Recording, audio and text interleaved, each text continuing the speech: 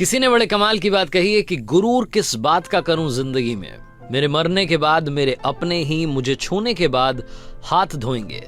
Hi guys, मैं हूं RJ Kartik. एक छोटी सी कहानी। ये कहानी है साउथ के एक राजा की, जिनके 3 बेटे थे। 3 राजकुमारों में बराबर बुद्धि रहे, तीनों में वो क्षमता हो कि वक्त आने पर चाहे जो राजा बने वो सही फैसला ले सके। राजा ऐसा चाहते थे और इसके लिए राजा साहब ने सोचा कि क्यों ना एक टास्क प्लान किया जाए। तीनों राजकुमारों को दरबार में बुलाया गया और उन्हें टास्क समझाया गया। राजा ने कहा कि आप तीनों राजकुमारों को बारी बारी से 4-4 महीने के अंतराल में, 4-4 महीने के गैप में एक पेड़ को ढूंढने के लिए जाना है। वो पेड़ हमारे राज्य में नहीं है, आपको दूसरे राज्यों में जाना है और वो पेड़ ढूंढ करके हमें बताना है कि कैसा दिखता है, कैसा वो पेड़ है। राजकुमारों ने कहा कि सही है। सबसे बड़े वाले ने पूछा कि पिताजी ये तो बताइए कि पेड़ कौन सा ढूंढना है।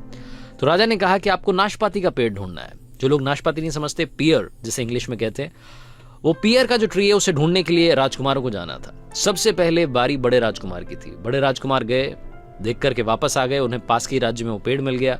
आकर के उन्होंने पिताजी से कहा कि आप कहें तो मैं बता दूं कि कैसा दिखता है। तो उनके फादर जो कि राजा थे, उन्होंने कहा कि नहीं, अभी वेट करो। दूसरे वाले को भेजा गया, बीच वाले जो भैया थे वो गए, फिर सबसे छोटे वाले भाई गए।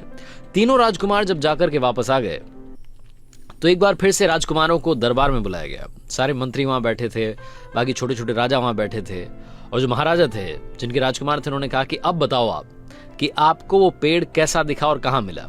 सबसे बड़े वाले ने सबसे पहले बताना शुरू किया। बड़े राजकुमार ने कहा कि पिताजी, हमारे पास के राज्य में मुझे पेड़ मिला और लोगों ने कहा कि यही नाशपाती का पेड़ है, लेकिन आपने क्यों भेजा? मतलब वो तो सूखा सा था, टेढ़ा मेढ़ा सा था, मतलब किसी काम का नहीं था। मुझे समझ नहीं आया कि आपने नाशपाती का पेड़ देखने के लिए मुझे भेज दिया। वो ये बोल ही रहा था कि दूसरा वाला जो राजकुमार था, बीच वाला जो था, उसने ये बोलना शुरू कर दिया कि भैया क्या बात कर रहे हो, जो मैंने नाशपाती का पिताजी पेड़ देखा है उस पर हरी भरी पत्तियां थी, लेकिन मुझे एक कमी लगी, उसमें फल नहीं लगे थे। और जैसे ही दूसरा वाला ये बोल रहा था, तीसरा वाला जो सबसे छोटा बेटा था, राजकुमार था, उसने कहा कि पिताजी, ये दोनों भैया क्या बात कर रहे हैं, मैंने जो पेड़ देखा है वो नाशपाती का है। मैंने किसानों से कंफर्म किया है, आसपास के लोगों ने बताया कि ये नाशपाती है और उसमें बहुत सारे फल लगे थे, वो फलों से लदा हुआ था। जैसे ही तीनों ने बात बोली, तीनों की बातें एक दूसरे से कॉन्ट्राडिक्ट कर रही थी। तीनों एक दूसरे से झगड़ने लगे। दरबार में जितने मंत्री थे, जो छोटे छोटे राजा थे, वो सब देख रहे थे कि ये महाराजा क्या करवा रहे हैं, अपने बेटों में फूट पड़वा दी, लड़ाई करवा दी। तभी राजा अपने सिंहासन से खड़े हुए और बोले कि आप तीनों राजकुमारों को झगड़ने की जरूरत नहीं है।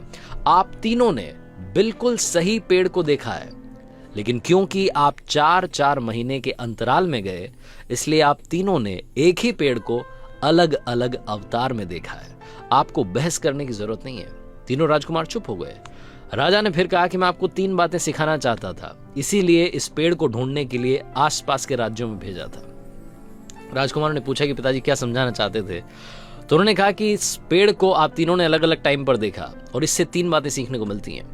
पहली बात, किसी भी चीज पर फैसला तब तक ना लें जब तक आप आखिरी तक उसे ना जान लें। चाहे वो कोई इंसान हो, आपका दोस्त हो, फैमिली मेंबर हो, या कोई सिचुएशन हो, या कोई चीज हो, जब तक आपको पूरी जानकारी ना हो अपना डिसीजन ना लें।